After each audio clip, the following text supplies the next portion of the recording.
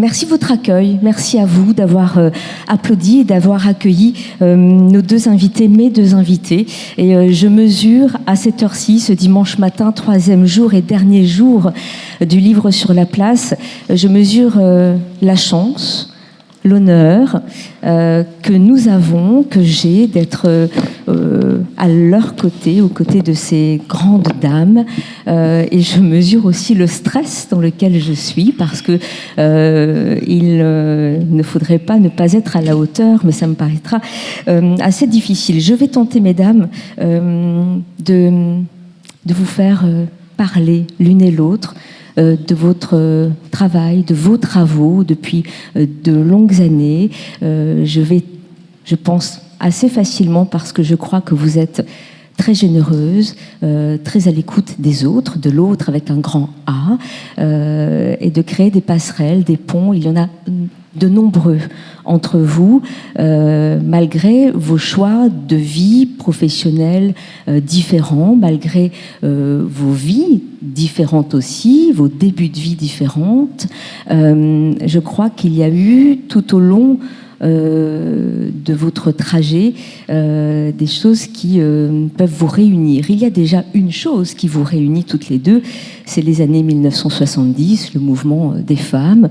Vous y étiez toutes les deux à votre manière, on en parlera. D'autres choses, je crois, sont importantes pour vous. C'est certainement des moments dans l'enfance qui ont été marquants, qui ont peut-être déterminé les choix que vous faisiez.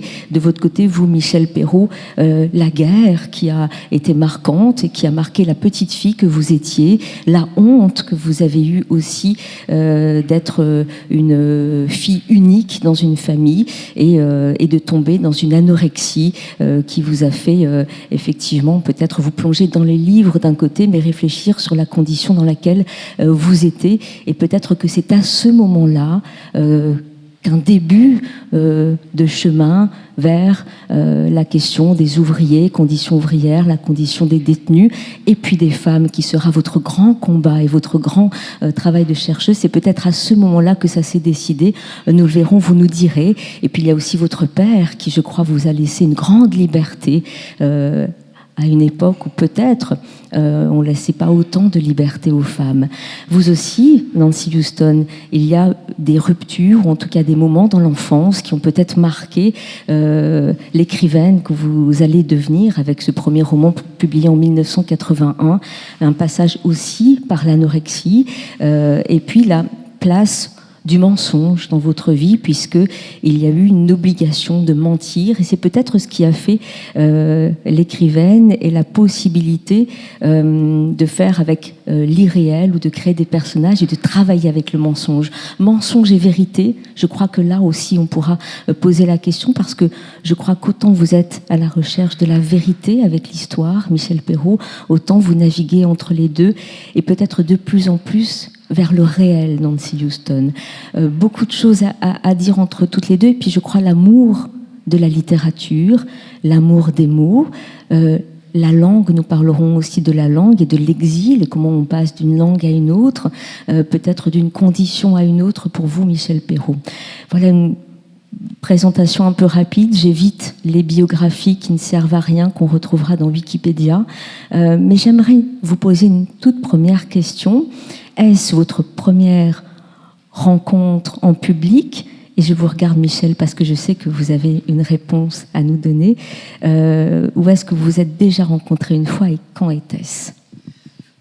Nous nous sommes rencontrés au début des années 70 de plusieurs manières. D'abord parce que Nancy Houston, elle le rappellera, je pense, faisait des cours à Red Hall, qui a été un haut lieu du féminisme, on peut bien dire, avec notamment une femme qui s'appelait Danielle Haas-Dubosc, que nous avons beaucoup aimé toutes les deux.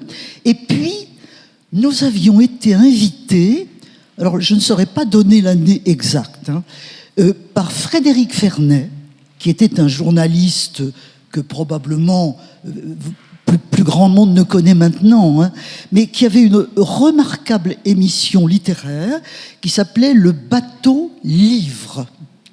Et nous avions été invités, Nancy, qui venait de publier un de ses premiers romans, je crois, hein, je vous le disais tout à l'heure. Virginie Despentes. Virginie Despentes. Virginie Despentes, non pas pour Baise-moi, vous me l'avez dit, mais pour un... Si jolie petite chose, voilà.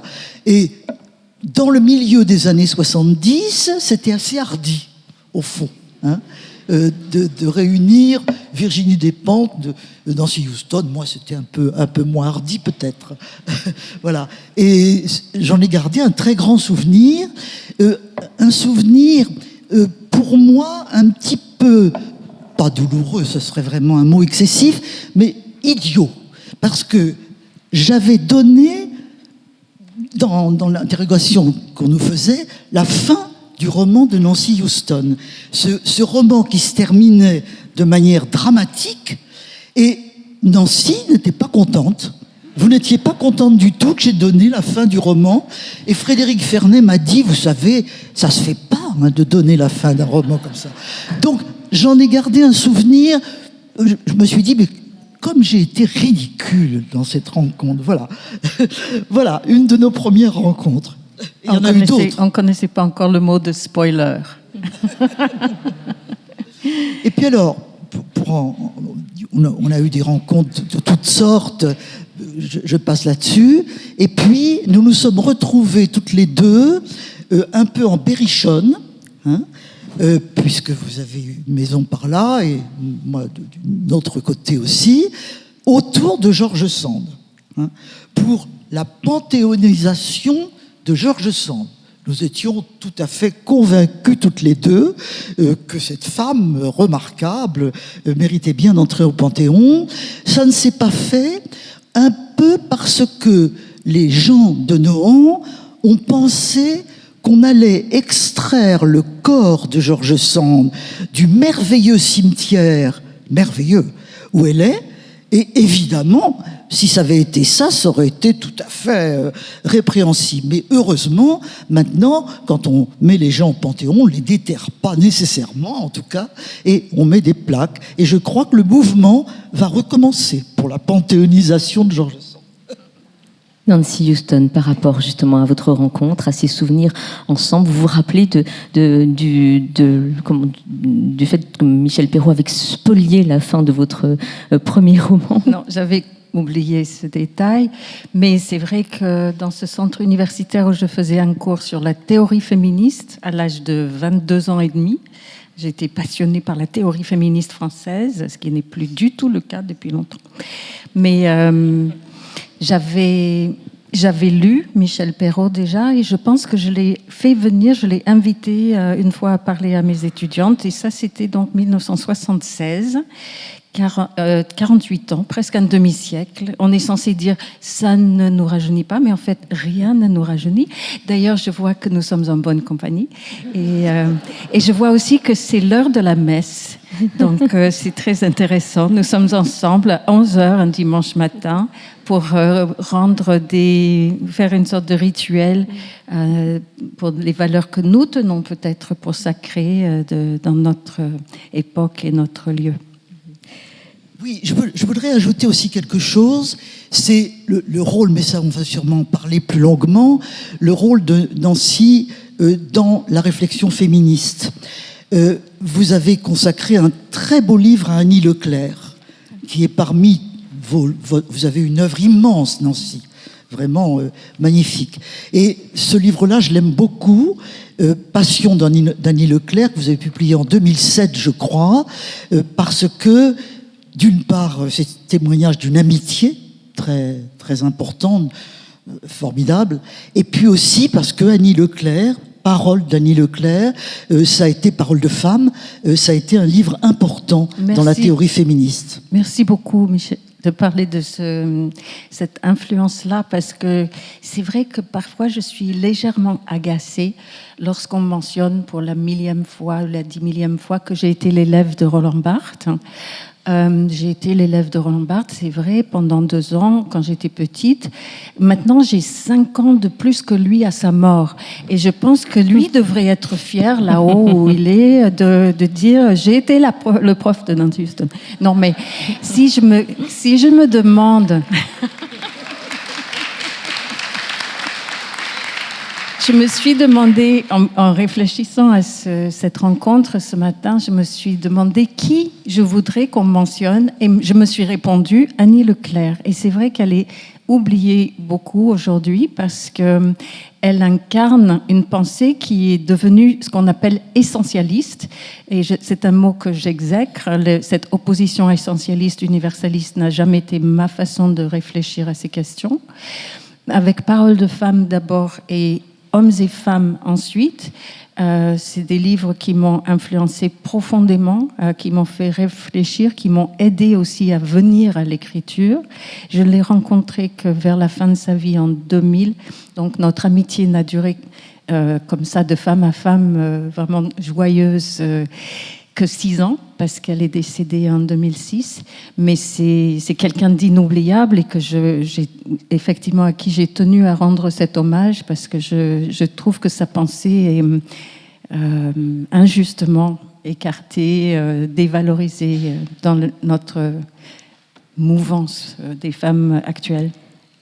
Parlons justement dans ce cas-là de ce compagnonnage ou de cette lignée peut-être généalogique de femmes qui ont pris la parole, qui ont été essentielles et qui ont vous ont peut-être guidé, aidé, parce que c'est vrai, vous le disiez, on parle souvent de Roland Barthes pour vous, de Michel Foucault pour vous aussi, mais parlons des femmes qui vous ont inspiré. Alors, il y en a d'autres, il y a beaucoup de femmes qui vous ont inspiré. Certaines que vous avez rencontrées, d'autres que vous n'avez pas rencontrées mais que vous avez lues. Quelles sont les femmes pour vous, Michel Perrault, qui ont été importantes pour votre pensée, pour votre travail? J'en connais quelques-unes, on a lu quelques-unes, mais de qui pouvons-nous parler ce matin? Il y a une femme qui m'a qui a beaucoup compté pour moi, que je n'ai jamais rencontrée personnellement, c'est Simone de Beauvoir. Car en effet, il y avait des discussions dans le féminisme des années 70-80. On a parlé d'essentialisme. Moi, j'étais pas de ce côté-là. On avait d'ailleurs des différends de ce point de vue-là. J'étais très très beauvoirienne, en définitive. À la fois parce que pour moi, Simone de Beauvoir avait été la figure de la femme indépendante. Il faut quand même voir que, au lendemain de la Deuxième Guerre mondiale, il y a ce qu'on appelle les 30 Glorieuses. Les 30 Glorieuses, ça va être une période de croissance économique formidable, mais une période extrêmement conservatrice dans le domaine des mœurs. Et notamment pour les femmes. Et Simone de Beauvoir était une femme indépendante qui aimait les amours contingentes, les amours essentiels, le voyage, l'écriture, le choix de ne pas avoir d'enfants, ce qui était dans une époque où la natalité était la figure de la mère était fondamentale. Tout ça, c'était des pistes ouvertes pour la jeune femme que j'étais à cette époque-là. Et puis, le deuxième sexe. Le deuxième sexe qui est publié en 1949, et qui est un livre parfois laborieux, c'est pas aisé à lire, mais qui, pour ma part, a eu beaucoup d'influence. Et la pensée de Simone de Beauvoir était universaliste. Et c'est ça qui, je dois dire, me séduisait aussi beaucoup. Voilà. Il y a une autre femme qui est importante aussi, dans un autre genre et dans une autre discipline, c'est Simone Veil, la philosophe, qui était importante aussi pour vous, alors pas forcément pour le féminisme proprement dit, mais pour la question de la condition ouvrière et pour la pensée philosophique qu'elle avait. Ça, c'est aussi un exemple pour vous. Ah oui, alors Simone Veil, la philosophe, oui, voilà une autre figure qui pour moi était essentielle. Et sur un autre versant, les femmes, c'était pas son affaire finalement du tout, c'était pas ça, c'était le social. Voilà, c'était le monde ouvrier. Elle avait travaillé aux usines Citroën pour comprendre la condition ouvrière et elle a écrit des choses formidables là-dessus, absolument essentielles. Il faut bien voir que dans ces années-là, la figure de l'ouvrier, c'est la figure majeure. Industrialisation, développement des usines, etc., etc. Et le monde ouvrier, c'est nous ne savons plus ce que c'est que le monde ouvrier maintenant, hein, avec la désindustrialisation. Donc c'était extrêmement important. Et puis il y avait aussi son ouverture vers l'Espagne. Hein. Il y avait la guerre civile espagnole. Elle a voulu d'ailleurs s'y engager. Ses copains n'étaient pas très d'accord parce qu'elle n'était pas très capable physiquement de faire le coup de feu. Mais enfin, c'est une femme extraordinaire et qui avait à la fois une activité de journaliste, hein, reportage, journalisme, aller sur le terrain, voir les gens, donner la parole à ceux qui ne l'ont pas, vraiment quelqu'un d'important, et en même temps une réflexion philosophique d'un très grand intérêt. Elle venait du christianisme, mais d'un christianisme dont elle s'émancipait. Une famille juive. Et juive, bien entendu, et le retour vers le judaïsme, d'ailleurs, a été très, très important, et des livres comme La pesanteur et la grâce, par exemple, c'est des livres qui ont beaucoup compté pour moi. Nancy Houston, est-ce que vous êtes sur cette même ligne généalogique de femmes importantes? Non. Non, j'ai longuement écrit sur Beauvoir dans le Journal de la Création, entre autres, pour dire mes réserves. Et si je peux aimer Annie Leclerc, c'est justement parce que ça représente quelque chose d'autre que Beauvoir. Je comprends la nécessité historique d'une penseuse comme Beauvoir après la guerre, sachant que donc les Françaises étaient dans notre monde développé occidental à peu près les dernières à avoir le droit de vote, par exemple, après l'Angleterre, les États-Unis, le Canada, plein de pays d'Amérique latine. La France était vraiment très en retard sur ce plan.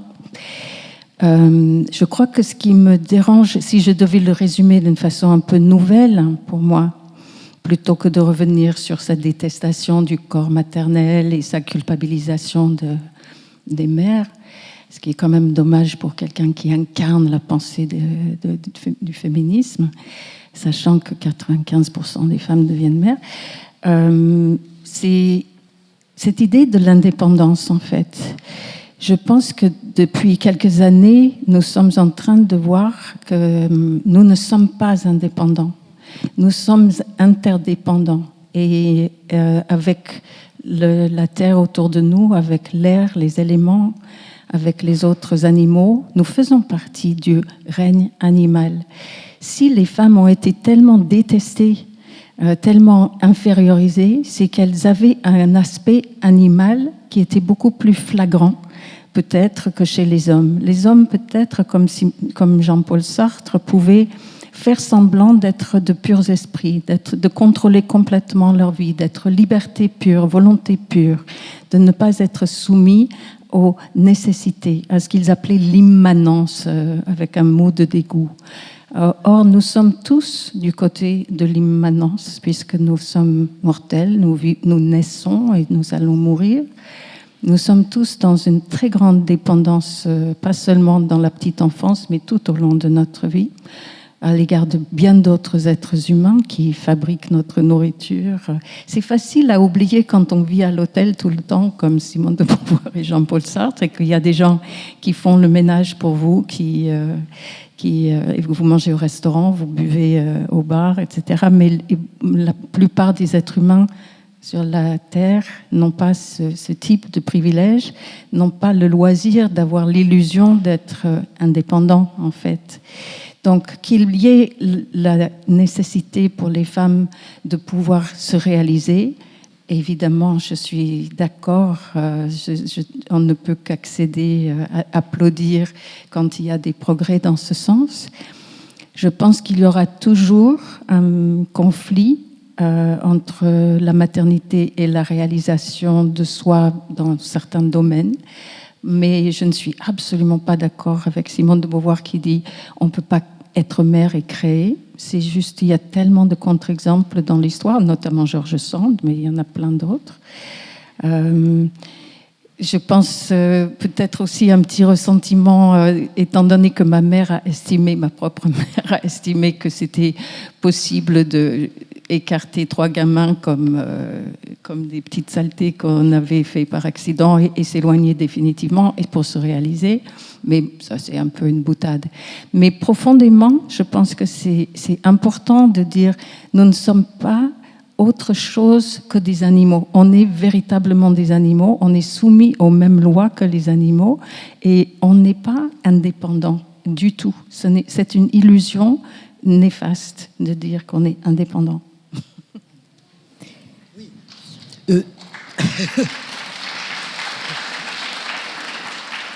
C'est très intéressant ce que vous dites et ça montre aussi l'évolution de la pensée. Simone de Beauvoir, elle est morte en 1986. Et au fond, est-ce qu'elle pouvait penser ce que vous venez de dire? C'est pas évident. C'est pas du tout évident. Au fond, on ne pense que dans son temps. Enfin, c'est difficile de ce que nous disons en ce moment, ça va être dépassé. Certainement. Il y a d'autres idées qui vont venir, d'autres sujets qui vont venir.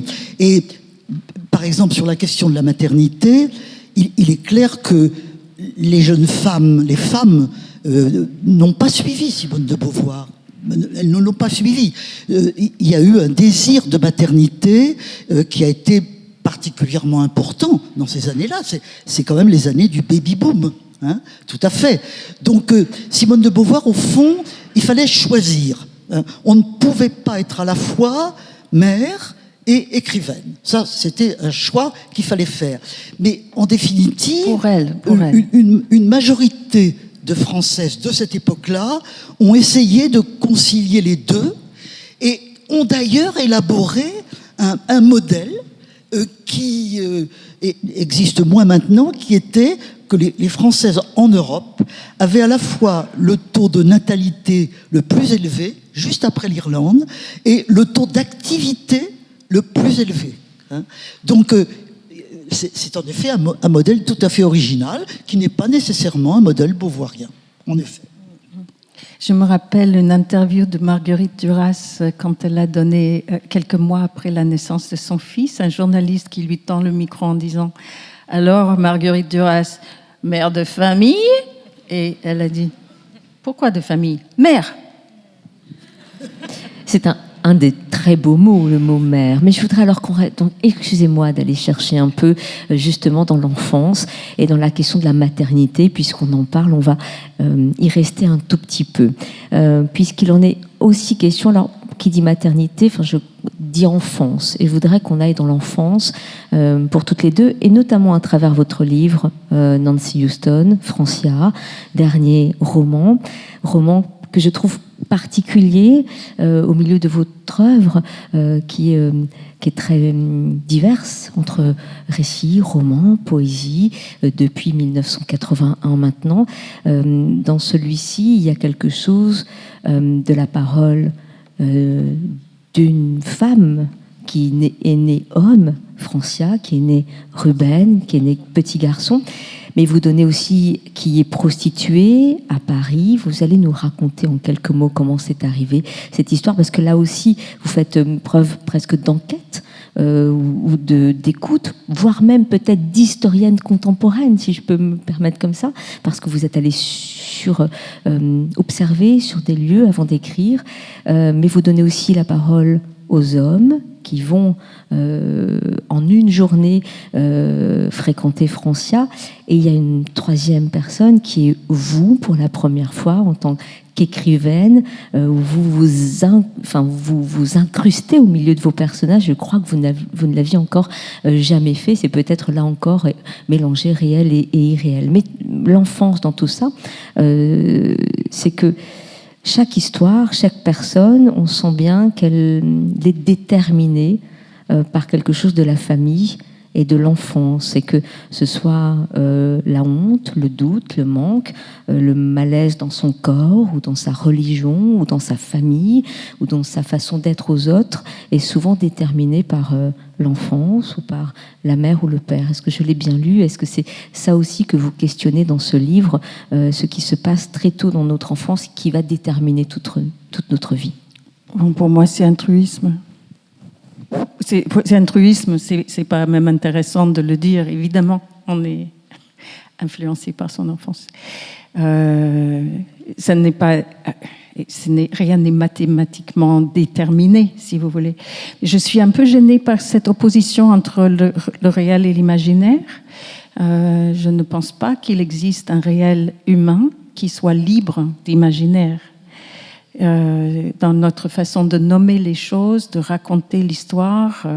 Moi, les cours d'histoire qu'on m'a donnés au Canada quand j'étais petite, on ne peut plus les donner aujourd'hui. On ne peut plus parler de l'histoire canadienne sans parler de la soumission des peuples autochtones, sans parler du kidnapping des enfants, sans parler de l'extermination, de la mise sur réserve, sans parler de la condition, du colonialisme, du grand remplacement. Maintenant, c'est ça, on le sait maintenant, mais à l'époque où, comme vous dites, on ne parlait pas, on n'avait pas le même vocabulaire, la même optique.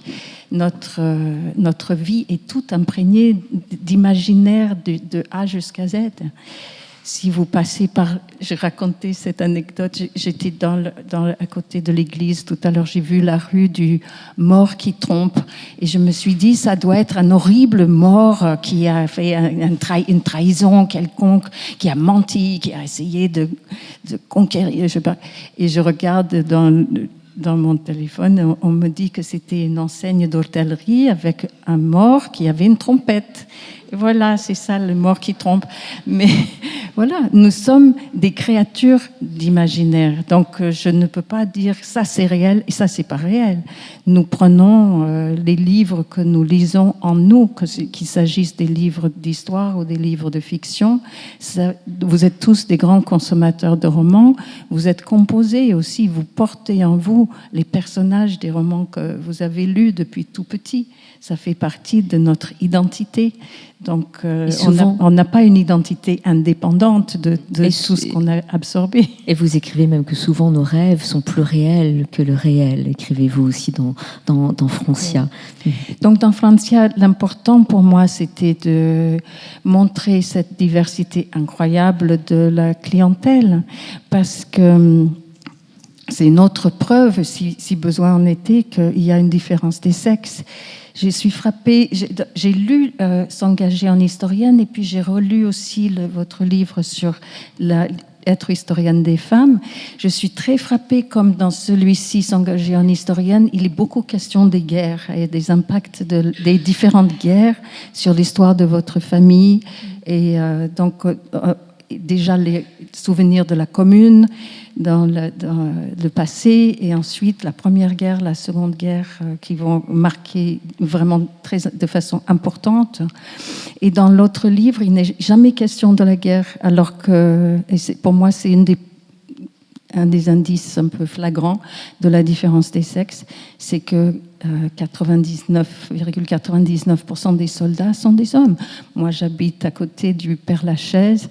Vous avez peut-être vu, comme moi, je marche devant très souvent, ce mur des noms des enfants de Paris, 100 000 enfants de la ville de Paris qui sont morts dans cette guerre entre 14 et 18. Ils sont morts parce qu'ils avaient un pénis.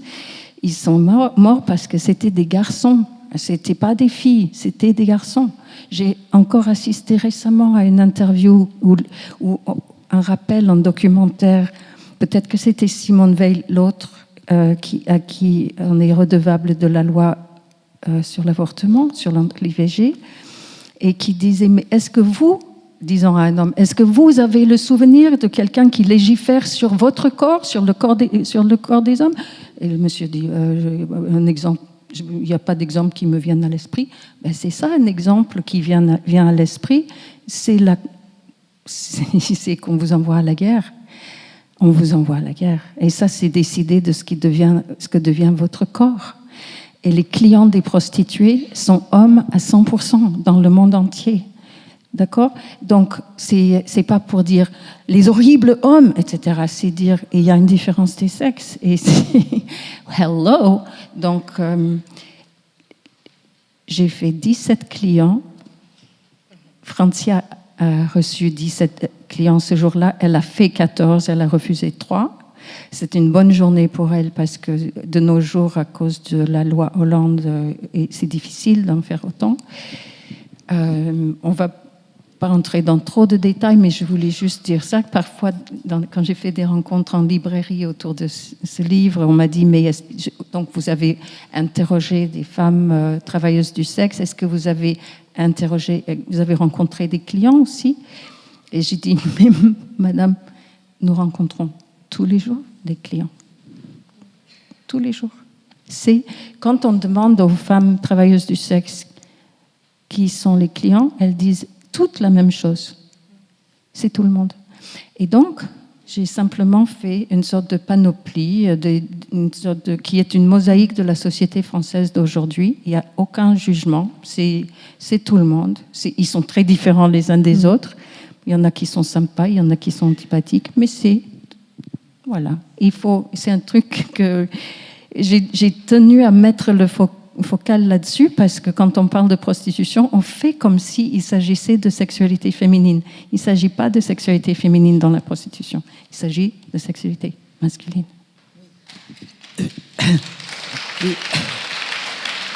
Je voulais dire que ce livre est tout à fait passionnant et il y a aussi la prostituée elle-même qui est une transgenre, autrement dit. Là aussi, il y a une originalité. La question du transgenre, c'est une question qu'on ne se posait pas tellement il y a 40 ans, et qui maintenant se pose absolument. Je voulais vous demander, pour faire ce livre-là, quelle est la part d'enquête que vous avez fait? Parce que, quand vous lirez le livre, vous verrez, il y a la prostituée transgenre, Francia, absolument formidable, puis tous les hommes qui vont vers elle, vers le bois de Boulogne, et qui ont tous une histoire différente, et ça c'est passionnant, et toutes ces histoires se mêlent. Mais pour arriver à faire un livre comme ça, vous avez beaucoup parlé de l'imaginaire, mais quelle est la part du réel, de l'enquête aussi? Mais la part est immense, mais c'est-à-dire je ne connais pas quelqu'un qui serait Francia, mais je connais un certain nombre de travailleuses du sexe transgenre que j'ai pu interviewer et avec qui j'ai circulé dans le bois de Boulogne pendant quelques mois. Et je suis allée en Colombie, j'ai appris même l'espagnol plus ou moins pour pouvoir faire des recherches là-bas. Je suis allée dans la ville où je voulais la faire naître. J'ai essayé de m'imaginer dans ce quartier très pauvre. J'ai essayé de m'imprégner de la violence extrême machiste de ce pays-là à cause des problèmes, comme vous savez, de la vente de drogue, l'illégalité. Et donc, j'ai essayé de m'imaginer ce que c'était et avec toute l'humilité qui est la mienne en tant que romancière depuis toujours, c'est-à-dire que mon but n'est pas de m'approprier les histoires, mais de vous aider à vous intégrer, à vous glisser sous la peau de gens qui ne vous ressemblent pas. Pour moi, c'est vraiment la meilleure façon de résumer la vertu du roman. C'est que la plupart des discours, que ce soit nationaux, religieux, même le sexe, c'est nous, on est les meilleurs, etc. Et ça, la vertu du roman, c'est de vous aider à vous identifier à des gens qui ne vous ressemblent pas.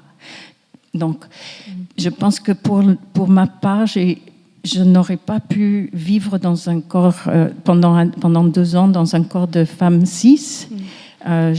Tout le monde confirme, là-bas, dans cet univers avec qui j'ai discuté, me dit que c'est sans doute le cas, que les trans souffrent moins que les femmes cis, parce qu'ils ne peuvent pas tomber enceintes, parce qu'ils sont indépendants, cette valeur-là.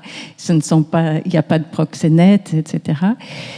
Et je dirais que quelque part, peut-être, ils gardent une sexualité masculine qui fait qu'un contact sexuel, ça porte pas à conséquence. C'est pas très grave. Et donc, et que les femmes que j'ai pu interviewer là aussi sont plus atteintes. Elles sont plus atteintes. Les femmes cis. C'est intéressant ce que vous dites et je voudrais rester sur la question des hommes puisque vous dites effectivement avec ce livre-là vous retournez la focale et vous vous intéressez aux hommes qui viennent fréquenter les prostituées et ça vous fait poser la question de la violence et de la domination des hommes. Il est l'histoire aussi de quelqu'un qui fuit son foyer parce que un père violent et vous posez je trouve deux questions qui moi m'ont intéressé et m'ont interrogé et la question de la peur notamment. Je vous lis en quelques lignes Nancy Houston. Tantôt majeure, tantôt mineure, la trouille est véritablement la clé de cette histoire. Toutes les TDS le savent, c'est le b.a.-ba du métier. Les hommes ont peur de mourir et peur de vivre, peur d'échouer et peur de réussir. C'est ça qui les rend agressifs. Devenir homme, de façon générale, c'est apprendre à transformer sa peur en violence. C'est moi la griffonne, donc l'écrivaine, qui pense tout ça. Francia, elle, ne généralise jamais. Je vais vous laisser parler, mais je vais relire un autre extrait qui rejoint aussi celui-ci. Parfois, elle se demande pourquoi la passivité a si mauvaise presse. C'est plus vrai encore en Colombie qu'en France. Un macho a besoin de savoir à tout instant qu'il est le boss. Qui a baisé qui s'est fait avoir par qui. On peut payer pour se faire sodomiser par un homme, à condition de le frapper ensuite pour prouver qu'on n'était pas passif. Par une femme, non. En Colombie, la honte est trop forte. Pendant ces années de transition, Ruby en riait souvent avec Alessandro pendant ces années de transition, tant qu'elle ressemblait encore à un garçon. Les hommes avaient envie qu'elle les possède, mais plus elle se féminisait, plus ils insistaient pour la dominer. Ces deux extraits que je trouve essentiels dans tout ce qu'on se dit là, sur la place des femmes et sur ce que vous disiez, et cette question de la peur et de la violence et de la domination. Merci beaucoup d'épingler ces deux passages. Et oui, les hommes sont incroyablement pudiques. Donc, on n'entend pas souvent parler de ça, de leur peur. J'ai vu l'autre soir, je ne change pas du tout de sujet, un film de Lu Chuan, un réalisateur chinois, qui date de 2009, s'appelle City of Life and Death, la ville de la vie et de la mort. C'est sur le massacre de Nankin de 1937. Et c'est un massacre, un événement un peu oublié de l'histoire du XXe siècle parce que la Deuxième Guerre a commencé 2 ans plus tard. Et donc, ça, par son énormité, a effacé cet épisode. Mais les Japonais ont encerclé une ville qui était déjà défaite, donc Nankin en Chine. Et ils ont, en l'espace de 2 semaines, massacré 300 000 personnes et commis 100 000 viols. Et les femmes violées étaient souvent massacrées aussi. Donc, et le film dure 2 heures et j'étais abasourdie à la fin. Voilà. Autre indice de la différence des sexes, on n'a jamais dans l'histoire humaine vu des femmes se comporter comme ça. Donc, qu'est-ce que c'est que cette violence extrême? Et si on ne peut pas l'expliquer aussi par l'angoisse de la mort, l'angoisse de la mortalité, la peur extrême.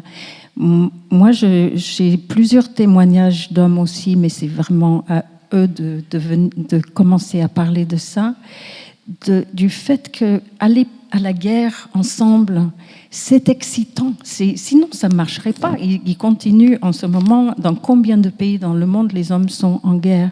C'est excitant. C'est-à-dire qu'on bande. C'est-à-dire qu'on ne bande pas parce qu'on est pervers, mais parce qu'on frôle la mort, on est dans l'histoire de sa propre mortalité. C'est une réaction animale. Les femmes ne vivent pas ça, même les soldates israéliennes, elles ne sont pas dans les lignes de front, etc. Ce n'est pas le même comportement militaire. Et donc, c'est des choses, me semblent, fondamentales de notre espèce. Les femmes reçoivent l'autre en leur corps, elles fabriquent l'autre avec leur corps. Nous sommes des animaux, nous sommes des mammifères, exactement comme tous les autres primates. C'est comme ça que ça se passe chez nous. Il y a de la violence sexuelle chez beaucoup de singes aussi. Il y a même des viols collectifs chez des singes aussi. On ne peut pas dire pourquoi poser la question du consentement uniquement pour les femmes, mais c'est évident parce qu'une femme ne peut pas violer un homme. En fait, elle ne peut pas. C'est pas parce qu'elle est plus faible, c'est parce que ça ne fonctionne pas. Elle ne peut pas violer un homme. C'est pour ça que c'est aux femmes de consentir et pas à n'importe qui. C'est à force de vouloir... Donc, pour moi, l'existence des transgenres n'efface absolument pas la différence sexuelle. Si un homme veut devenir une femme, c'est bien que femme, ça existe. Hello. S'il veut devenir une femme, c'est bien qu'il pense que ça existe. Voilà. Ce qui est impossible quand on change, que ce soit garçon vers fille ou fille vers garçon, c'est de féconder l'autre avec son corps. Un homme une petite fille, une jeune femme qui devient un homme, elle va pas violer une femme, jamais. En cela, elle est différente. Elle le fera peut-être. Je vous regarde, Michel Perrault, écoutez, parce qu'il y a un cheminement dans la pensée de Nancy Houston, je crois aussi depuis quelques années, qui a dépassé peut-être ce dans lesquels vous étiez, vous, dans cette urgence du combat féministe dans lequel vous étiez. Cela dit, cette question de la violence et des guerres, effectivement, et vous en parlez, et vous avez raison, Nancy Houston, dans s'engager en historienne, où on sent bien qu'effectivement, votre vie a été cerclée ou cernée par ces guerres-là, et que ça vous a marqué aussi bien la Seconde Guerre mondiale que la guerre d'Algérie, qui a marqué aussi un tournant dans votre vie. Est-ce que cette question justement de la violence et des soldats hommes, ça vous a aussi questionné dans votre parcours d'historienne engagée pour les femmes et en tant que femme aussi? Est-ce que cette question-là est la question justement du côté animal que défend Nancy Houston? Oui, alors, vous ouvrez là une réflexion sur la violence, finalement, qui est essentielle dans l'œuvre de Nancy Houston. La violence concerne tout le monde, mais c'est vrai que c'est pas la même violence sur les deux sexes. Et ça, c'est vrai que c'est une frontière. La guerre, grande réalité, vous y avez fait allusion à plusieurs reprises. Pour moi, la première guerre, ça a été celle qu'a faite mon père. 4 ans dans les tranchées, hein, c'est énorme, c'est considérable. Avec probablement un niveau de violence qu'il évoquait parfois, sans vouloir jamais le raconter.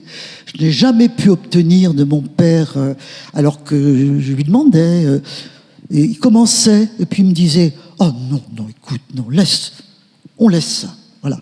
Mais ceci dit, ça a influé sur lui toute sa vie, très, très certainement.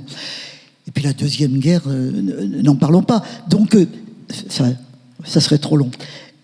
Donc, il y a en effet cette violence qui s'exerce sur le corps des hommes, mais la violence qui s'exerce sur les femmes est différente, mais elle est quand même pas moins forte non plus. Simplement, elle est plus diffuse, elle se fait de manière différente dans la société, et c'est là aussi où, malgré tout, la différence des sexes se marque dans le type de violence éprouvée par les uns et les autres. Et aujourd'hui, nous sommes tout de même nous prenons conscience, la société prend conscience de manière qui me paraît un des événements d'aujourd'hui, hein, de la violence exercée sur les femmes.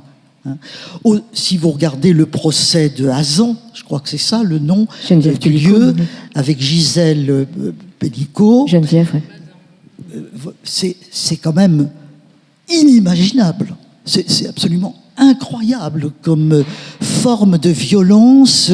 C'est presque paradigmatique, si vous voulez. Hein. Cet homme qui endort sa femme avec des stupéfiants de je ne sais quoi, et ces hommes qui qui la violent très peu, quelques-uns tout de même, étonnés et refusant de le faire. Mais bon, c'est quand même quelque chose de tout à fait extraordinaire. Et hélas, la prise de conscience sur l'abbé Pierre, c'est invraisemblable, cette histoire-là encore. Donc, il me semble qu'aujourd'hui, il y a une prise de conscience générale. Et ce qui est intéressant, me semble-t-il, dans la prise de conscience d'aujourd'hui, c'est qu'elle concerne les hommes. J'ai été très frappé d'une table ronde qu'il y a eu, je ne suis sur la 5, je crois, c'est dans l'air, etc., où il y avait Jablonka, qui est un homme qui réfléchit beaucoup sur ces questions, et puis un plus jeune dont j'ai noté le nom, que je connaissais pas, et qui a écrit un livre qui s'appelle « Les hommes n'ont pas de courage ». Et qui était un garçon de quarantaine d'années. Mathieu Palin. Et qui insistait beaucoup là-dessus, en disant, mais oui, les hommes doivent prendre conscience de la domination masculine et de cette violence exercée sur les femmes. Je trouve que c'est quelque chose de très très important et qui laisse beaucoup d'espoir, qui laisse beaucoup d'espoir pour ce que nous voulons, c'est que les deux sexes se rencontrent, s'aiment, et donc en dissipant la réflexion sur la violence qui s'exerce sur les uns et sur les autres. La parole, en tout cas, se prend beaucoup en ce moment à différents endroits, à différents niveaux. Alors, la parole des deux côtés, il y a des choses qui peuvent aussi indigner. Vous parliez du procès autour de Geneviève Pellico avec cet avocat qui a dit qu'il y avait viol et viol. Mais moi, ce que je vois aussi dans cette histoire-là, qui rejoint peut-être ce que vous avez fait, c'est que en faisant le choix que ce procès soit ouvert et visible, ce sont les hommes que l'on voit à cet endroit-là et à ce procès-là. Et il y a autre chose que je voudrais aborder avec vous, c'est la question du silence et de la parole. Puisque vous dites finalement que votre père, qui a fait la Seconde Guerre mondiale, ne vous en a pas beaucoup parlé. Donc ça veut dire aussi qu'il y a un silence derrière ce qu'il a vécu. Et à côté de ça, il y a aussi, je suis à côté de deux femmes qui ont fait le choix de l'oralité. J'aimerais qu'on parle de l'oralité, parce que prendre la parole, c'est quelque chose que vous avez fait toute votre vie, Michel Perrault, et le choix aussi des mots, de dire les choses, d'écrire, et de prendre donc finalement le pouvoir, je ne sais pas si on peut le dire comme ça, de la langue pour dire quelque chose. Qu'est-ce que ça veut dire pour vous, la parole face au silence, l'oralité, Michel Perrault, l'écriture pour vous, Nancy Houston, et l'écriture dans une langue parce que vous avez choisi d'écrire en français pour un choix très clair, je crois pour plus de liberté, vous nous le direz. Voilà, deux questions assez vastes. Désolée, mais je suis intéressée par ça. Si vous permettez, je préfère ne pas qu'on se disperse. C'est des choses trop graves. On est en train de décortiquer un peu ce thème, mais je trouve qu'il faut continuer plutôt que de parler de mes salades personnelles. Si vous permettez. Donc, le pouvoir des mots, eh bien, il n'est pas aussi grand qu'on le voudrait. Il n'est pas aussi grand qu'on le voudrait. Il y a des sages, des poètes, depuis Homère et Ovide qui écrivent là-dessus et on n'est pas vraiment tellement plus avancé dans cette histoire de la guerre, si vous permettez qu'on insiste un tout petit peu là-dessus.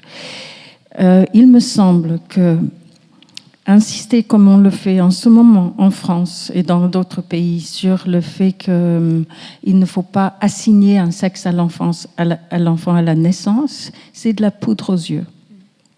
Ça nous empêche de comprendre. Ça nous empêche de comprendre.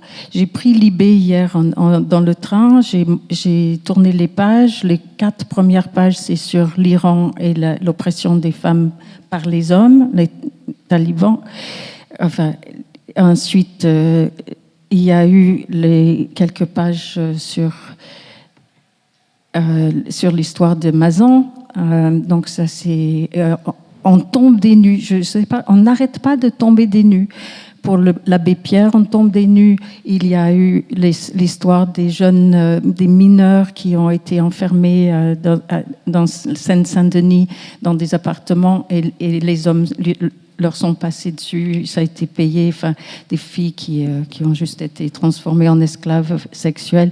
Et quand on fait le relevé, là aussi, de qui sont les hommes, c'est tout le monde, comme tout le monde de Mazan, de Pellico. C'est 54 hommes, mais c'est tout le monde, c'est des hommes qui sont des commerçants, c'est des intellos, c'est des ceci, c'est de cela, c'est pas un certain profil, c'est pas... Donc, quand on... Moi, j'ai écrit, vous savez, il y a 7-8 ans, une lettre à François, le pape, pour dire il faut arrêter l'histoire du célibat des prêtres. Il n'y a que vous qui puissiez le faire. C'est un massacre. C'est depuis des siècles que c'est comme ça. On n'arrête pas de tomber des nues. Ah, l'abbé Pierre aussi. Ah, mon Dieu. Et ici, il y a des milliers. Et là-bas, il y a des centaines. Et là-bas, des viols, des viols, des viols, des viols. Il faudrait en conclure que les hommes ont besoin de vider leurs couilles, en fait. Et au lieu de dire non, la chasteté, la pureté, et on va... Ben, du coup, c'est les plus faibles qui pâtissent. Et c'est garder secret jusqu'à ce qu'on ne puisse plus le garder secret. Et il y a enfin des mouvements qui... Oui, mais pourquoi on n'arrête pas cette histoire de célibat des prêtres? C'est absolument à faire. Pourquoi est-ce qu'on continue de pénaliser les clients et donc de rendre la vie des femmes travailleuses du sexe encore plus dangereuse, encore plus honteuse, encore plus culpabilisante, etc. Pourquoi est-ce qu'on ne peut pas reconnaître qu'il y a une différence des sexes? Et donc, dans les dernières pages de Libé, il y a quelques opinions comme ça, et là, on est dans le LGBTQ jusqu'aux yeux, et ça ne porte pas à conséquence. Et c'est ça qui me désole, c'est que là où ça porte à conséquence, comme dans les guerres, comme dans les régimes afghans ou iraniens, là, on ne dit rien de la différence des sexes. Et quand on est juste dans la culture, ah, mais il n'y a pas de différence des sexes. C'est dommage.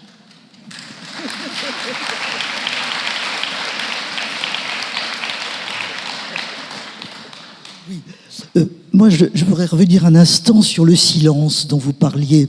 Hein. Le silence, mais au fond, c'est ce qui domine. Hein. Au fond, nous savons très peu.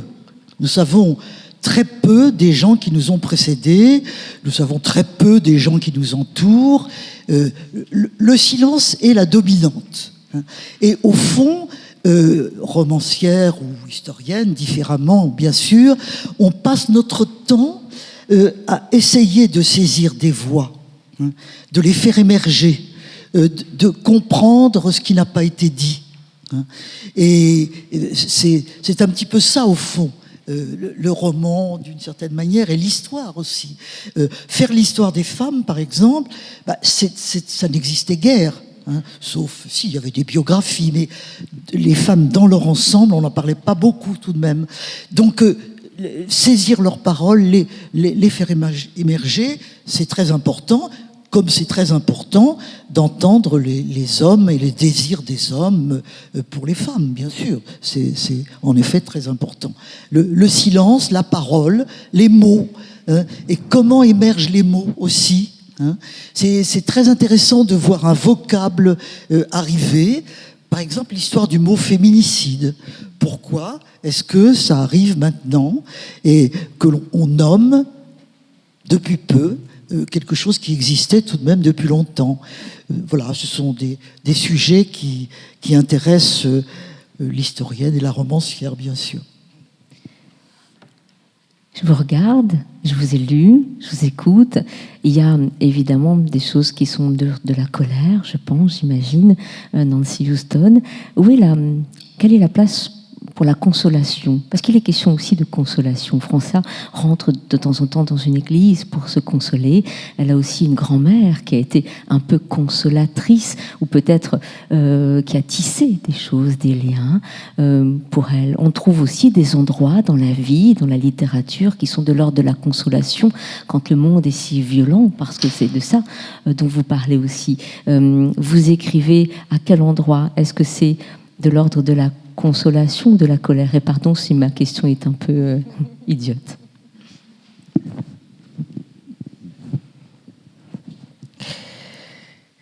C'est sûr que la colère est un carburant pour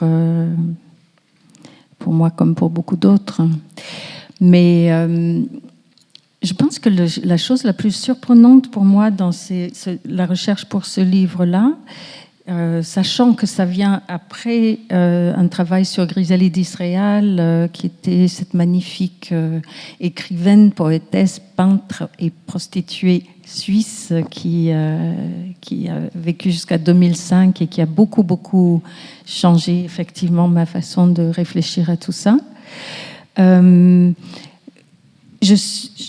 La première chose qui m'a étonnée quand je suis partie dans les maraudes au bois de Boulogne, c'était l'extrême gentillesse de ces femmes.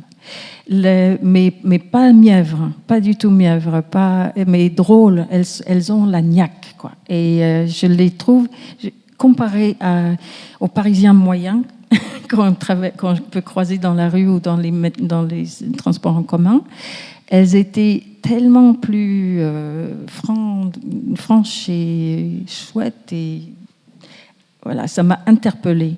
Je me suis dit, mais on est un peu sinistres, nous autres. C'est quoi? Qu'est-ce qui se passe? Et donc, quand j'ai commencé le personnage de Francia a commencé à se cristalliser en moi. D'abord, je savais qu'en tant que latina, c'est sûr qu'elle était catholique. Moi, je suis athée depuis très longtemps, enfin, mais tranquille. Je suis même pas athée militante, je suis juste tranquillement athée. Ce qui ne veut pas dire que je suis incapable de m'émerveiller, ni de faire des rituels. Mais qu'est-ce que c'était agréable d'être dans la tête et le corps d'une croyante pendant 1 an et demi, et quelqu'un qui se met à genoux, qui a foi, qui pose ses problèmes. Elles m'ont parlé comme ça. L'église, aller à l'église, parler avec les saintes, les petites saintes. Et moi, je suis allée dans les églises en Colombie aussi, où qu'elles ont pu fréquenter. J'ai vu les statues mêmes qui ont pu les consoler quand c'était des petits garçons complètement en difficulté, rejetés, solitaires, blessés, et qu'ils pouvaient trouver de la consolation auprès de ces merveilleuses statues. Moi, je trouvais ça bouleversant.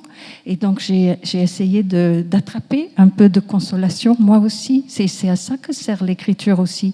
C'est des vies par procuration. J'en ai vécu, je ne sais pas combien de centaines. Mais là, j'avoue qu'après presque 2 ans de travail avec Francia dans la tête, je l'ai lâchée à regret. Parce qu'elle m'apportait beaucoup de sérénité, véritablement. Elle est très, très chaleureuse. C'est une personne étonnante. Mais je crois qu'en tant que lecteur, on va chercher la même chose. Michel Perrault, vous avez abandonné votre religion, abandon de la foi chrétienne en 1953. On ne va pas rentrer dans les détails aussi, mais vous avez laissé en chemin votre foi chrétienne en compagnie de votre mari quand vous étiez à Caen, si je ne m'abuse, si je vous ai bien lu. Vous êtes aujourd'hui débarrassé de toute croyance, comme Nancy Houston, ou pas? Du point de vue des croyances? Oui. Moi, je crois en mes personnages, attention. Oui, vous avez bien raison. Michel, le rapport à la consolation et à la colère.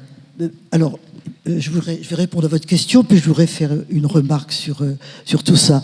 Les croyances, vous savez, moi j'ai été élevé chez les bonnes sœurs. Hein.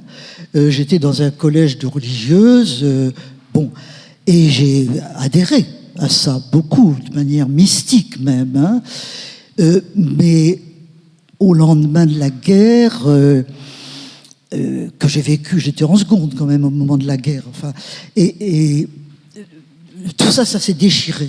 Ça s'est déchiré et le problème social a été très important. Et l'Église catholique, à ce moment-là, était quand même très bourgeoise. Très bourgeoise. Et donc, ça n'allait plus du tout. Donc, je me suis écarté assez vite de la religion. Et à ce moment-là, c'était une erreur certainement, mais enfin, dans ma génération, le communisme a eu une extrême importance. On voyait dans le communisme une révolte et peut-être un espoir. Bien entendu, c'était des illusions, on les a perdues, mais enfin, on a été très très nombreux à aller en ce sens, et par conséquent, la réflexion marxiste a été très importante, et c'était une découverte tout de même importante. Donc, chacun a son histoire, au fond, et cette histoire est à la fois celle de chacun d'entre nous, et puis l'affrontement qu'on a avec la société. Je voudrais revenir un petit peu sur Francia et sur la prostitution. Évidemment, je suis complètement d'accord avec la parole des prostituées, ce qu'elles font, la parole des hommes. Bien sûr, c'est absolument. Mais le système de la prostitution me choque quand même. C'est tout de même une marchandisation du corps des femmes au nom de besoins irrépressibles qu'auraient les hommes. Et est-ce que tout de même, là, il n'y a pas une frontière sur laquelle il faut aussi se battre, non ? Oui, les femmes, oui. Les travailleuses du sexe, elles disent avec un peu un air un peu narquois que beaucoup d'entre nous subissons des étreintes plus qu'approximatives, parfois violentes, parfois maladroites, parfois en tout cas qui ne tiennent pas spécialement compte de nos besoins. Et on fait ça à l'œil. En plus, on n'est même pas payé. C'est drôle quand on entend ça la première fois. La première fois, c'est drôle. Après, on commence à réfléchir. Je suis frappée par le fait que autant de gens consomment le récit de domination masculine de façon volontaire. La pornographie, c'est une connexion Internet sur 4 à travers le monde. Et la pornographie, il y a de plus en plus de femmes qui le consomment. Et je lisais même un livre, un article dans Libé l'autre jour sur ce nouveau genre qui s'appelle Dark Romance, où les femmes, mais c'est des millions d'exemplaires, et uniquement des lectrices qui mettent en scène une femme puissante, à la différence de Harlequin. Donc c'est pas l'infirmière qui va subir le médecin, etc.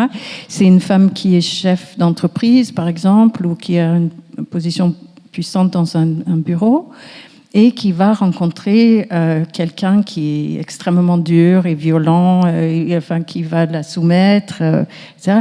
Les femmes lisent ça, elles achètent ça. C'est un genre dark romance qu'elles consomment. Donc il y a des choses plus mystérieuses que nous ne maîtrisons pas. Nous ne savons pas forcément ce qui se passe. Quant aux besoins soi-disant irrépressibles des hommes, si c'est répressible, j'aimerais bien qu'on me montre un pays où c'est vraiment effectivement retenu. Moi, j'ai jamais vu. Depuis la nuit des temps, il se trouve que les hommes pratiquent cette possibilité d'avoir un rapport sexuel. Pourquoi ? Parce qu'il est question de génome, il est question de survie de l'espèce. C'est pour ça que quand on est dans une guerre et qu'on est menacé de mort, on bande. Encore une fois, c'est juste une réaction physiologique de l'espèce qui dit « Ah, je vais mourir, mais je vais laisser mon génome ». Ensuite, les viols de guerre se pratiquent depuis des siècles et des millénaires. Et par exemple, Genghis Khan a tellement violé de femmes que on a encore 16 millions de personnes dans le monde aujourd'hui qui portent son génome. Vous voyez ? Alors, les filles n'ont pas intérêt à se comporter comme ça. Ce n'est pas comme ça qu'elles laissent leur génome. Elles ne peuvent pas aller conquérir. Il leur faut 9 mois pour fabriquer un bébé. Donc, tout ce qu'elles peuvent faire, c'est choisir. Et voilà. Et moi, si je veux résumer ma pensée, c'est que nous avons contribué à la violence masculine depuis des millénaires sans le vouloir, en choisissant des hommes forts pour protéger les rejetons. Et maintenant, quand je dis nous, c'est vraiment, je parle y compris des femmes préhistoriques. Maintenant, c'est contre-productif. Les garçons sont beaucoup trop violents pour notre bien et il faut convaincre toutes les femmes du monde entier de ne faire l'amour et les bébés qu'avec les hommes doux.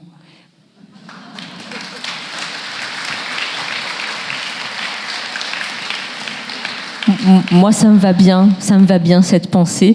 Je vois que l'heure tourne. Dans ce cas-là, je vais juste citer Romain Gary, que vous citez au début de Francia. Tu verras, mon petit Momo, quand tu seras grand, qu'il y a des marques extérieures de respect qui ne veulent rien dire, comme les couilles, qui sont un accident de la nature. Et c'est un bon choix de phrases qui ouvrent. On aurait pu parler de plein d'autres choses sur les déguisements qu'on met quand on est face à l'autre. Vous dites aussi que être transgenre ou se déguiser, comme le fait Francia, c'est s'habiller, c'est se montrer face aux autres. On aurait pu dire aussi, vous abordez la question qu'on est tous un peu putes dans la vie aussi, pour avoir ce que l'on veut. Ça peut arriver aussi. J'aurais pu aller beaucoup plus loin sur votre parcours de vie, Michel Perrault. Vous, la grande historienne que vous êtes, votre amitié avec Mona Ozouf, tout votre travail, vous racontez un tout petit peu en bribes ce cheminement en tant qu'historienne, votre pensée, comment c'est arrivé, votre compagnonnage avec aussi Robert Badinter, avec Michel Foucault et d'autres choses, mais j'invite tout le monde à ouvrir vos livres. Merci pour les toutes petites portes que vous avez ouvertes, les questions essentiel que vous avez dit pour votre colère aussi, c'est important. Merci beaucoup Michel Perrault, merci Nancy Houston, merci à vous.